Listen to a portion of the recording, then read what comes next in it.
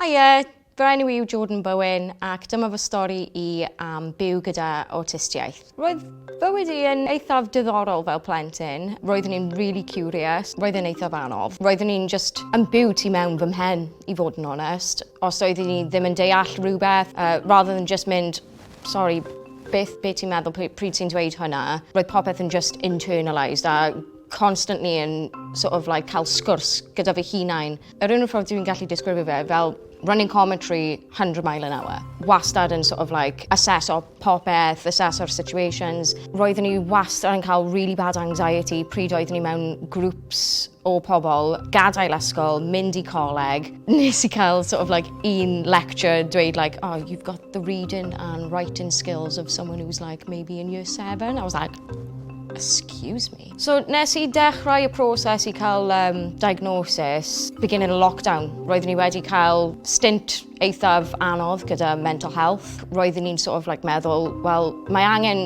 rhywbeth arall fod yn digwydd fan hyn. Like, dwi ddim yn just generalised anxiety, beth oeddwn i'n diagnosed gyda. Dwi ddim yn just depression, beth oeddwn i'n cael diagnosed. Nes I sort of like meddwl a sort of edrych mewn I fe mwy.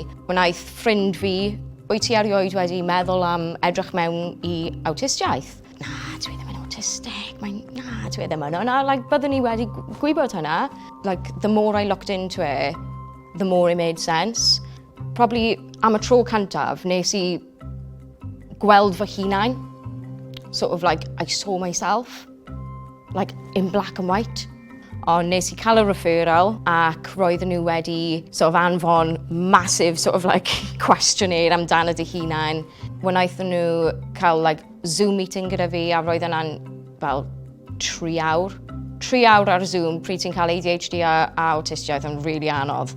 Really anodd. Ond dwi'n meddwl roedd yn actually breaking point achos doeddwn I ddim yn gwybod like how much I actually stimmed until roeddwn I wedi cael y Zoom call hwnna. Achos roeddwn I ar y galwad am such extended period, roeddwn nhw'n gallu like, gweld fi'n fidgeto, like, pryd oeddwn i'n sort of like zono mas, y pethau fel yna, like, roeddwn nhw'n cael sort of like chunk o amser I sort of like gweld hwnna. Awst Medi, nes I cael like a full document trwy, so yeah, dwi wedi cael fy diagnosed gyda ASD, Autism Spectrum Disorder. Roedd eithaf bittersweet hefyd. Nes I sort of like mynd my whole life heb sort of like any support neu pethau fel yna, so God knows what I may have been able to achieve os roeddwn I yn cael y diagnosis hynna.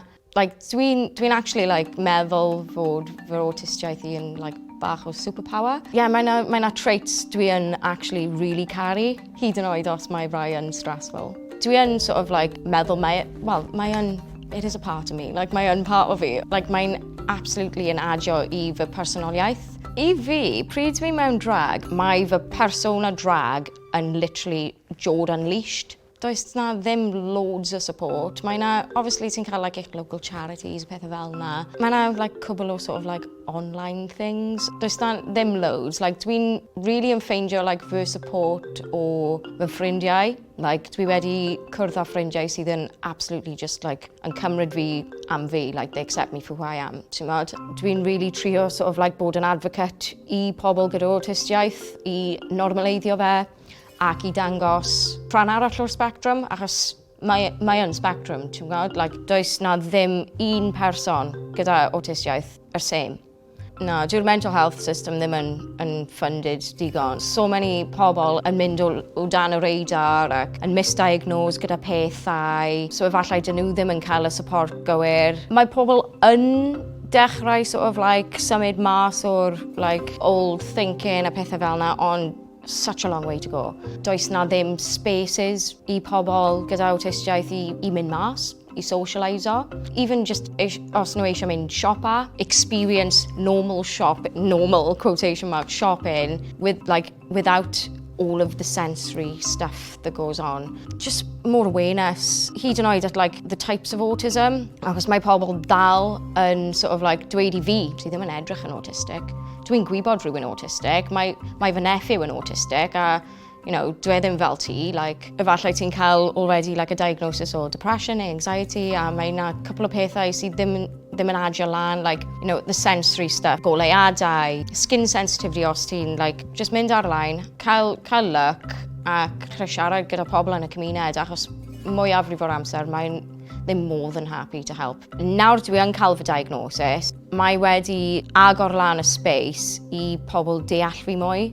I'm the closest I've ever been to my parents. I'm the closest I've ever been to my siblings. Dwi'n teimlo mae nhw'n gweld fi nawr. It's drawn a line in the sand. Mae pobl yn gwybod be dwi amdano, pam dwi yn fel dwi yn. Ac mae so much easier. So os mae yn unrhyw un yn sort of like gwylio hyn a nhw'n sort of like meddwl amdano fe a nhw ddim yn cael like a relationship amazing gyda like ffrindiau neu teulu neu pethau fel yna ond like nhw'n teimlo'n misunderstood. Efallai bydd y diagnosis yn y peth gorau sydd erioed wedi digwydd achos I fi roedd yr un.